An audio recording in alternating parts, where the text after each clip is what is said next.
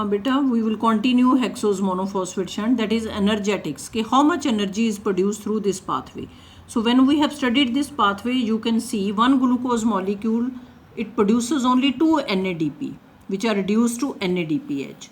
So ये जो 2 NADP which are produced in cytoplasm through HMP pathway, they will pass through to NAD which is present in mitochondria, क्योंकि reduced coenzyme ने फिर electron transport system राही ही सानू energy देनी आ.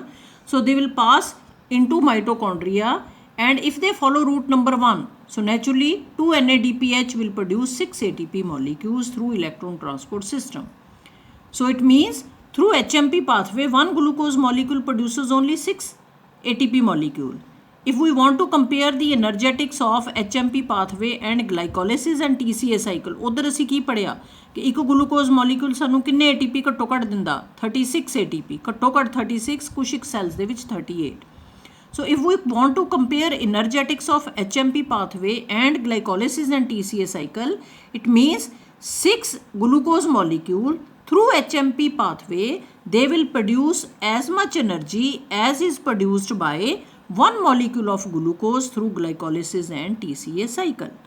I hope it is clear to you कि HMP pathway राही 6 glucose molecule सानू 36 ATP देंगे, ਜਦੋਂ कि glycolysis ਤੇ TCA cycle ਰਾਹੀਂ ਸਾਨੂੰ ਇੱਕੋ ਹੀ glucose molecule 36 ATP ਦਿੰਦਾ ਵਾ. So ਭਾਵੇਂ no doubt energy produced through HMP pathway is much less. So ਇਸੇ ਕਰਕੇ ਅਸੀਂ ਇਸ ਦਾ net reaction ਹੈ ਜਿਹੜਾ ਉਹ ਕੀ ਲਿਆ, we have taken 6 glucose 6 phosphate. So naturally 12 NADP will be reduced to 12 NADPH, and 6 water molecule they are used, and 6 carbon dioxide they are produced. It results in the production of 6 molecules of ribose 5 phosphate. So जिन्नी energy सानू glycolysis ते TCA cycle राही एक glucose molecule दिंदा वा, HMP pathway राही सानू उन्नी energy 6 glucose molecules देणगे.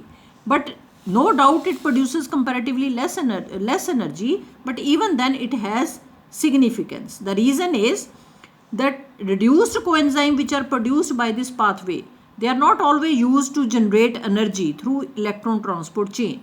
They are directly used in many metabolic reactions which involve synthesis of phospholipids in liver, synthesis of fatty acids in adipose tissues, synthesis of steroid hormones in endocrine glands.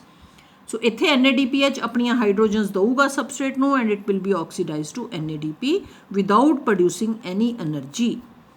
Then the ribose 5 phosphate which is produced in this pathway is used in the synthesis of RNA, DNA, then ATP, then coenzyme A, NAD and FAD.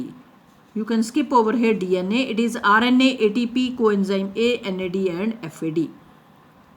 Then the fructose 6 phosphate and glyceraldehyde 3 phosphate which are produced as intermediates of HMP shunt, they can produce energy through glycolysis because they are the intermediates of glycolysis. ਇਹਦੇ ਤੁਸੀਂ step ਪੜਿਆ ਹੀ ਹੈ glycolysis ਦੇ ਵਿੱਚ ਕਿ fructose 6 phosphate ਵੀ intermediate ਦੇ ਤੌਰ ਤੇ ਪੈਦਾ ਹੁੰਦਾ, glyceraldehyde 3 phosphate ਵੀ intermediate ਦੇ ਤੌਰ ਤੇ ਪੈਦਾ ਹੁੰਦਾ. So they can directly enter into glycolysis and can be metabolized through glycolysis and TCA cycle to generate energy.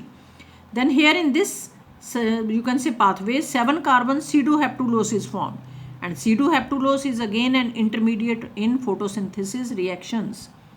Then ribulose 5 phosphate is produced in HMP pathway which is again is of major importance in photosynthetic reactions. So no doubt HMP pathway gives us less energy, but it has other significance also because it is reduced coenzyme. They are directly used in reactions, biological reactions. Then ਇਹਦੇ ਅੰਦਰ ribose 5 phosphate पैदा ਹੁੰਦਾ which is the component of RNA, ATP, coenzyme A and NAD and FAD. Then these intermediates, they can enter into glycolysis, they can produce energy.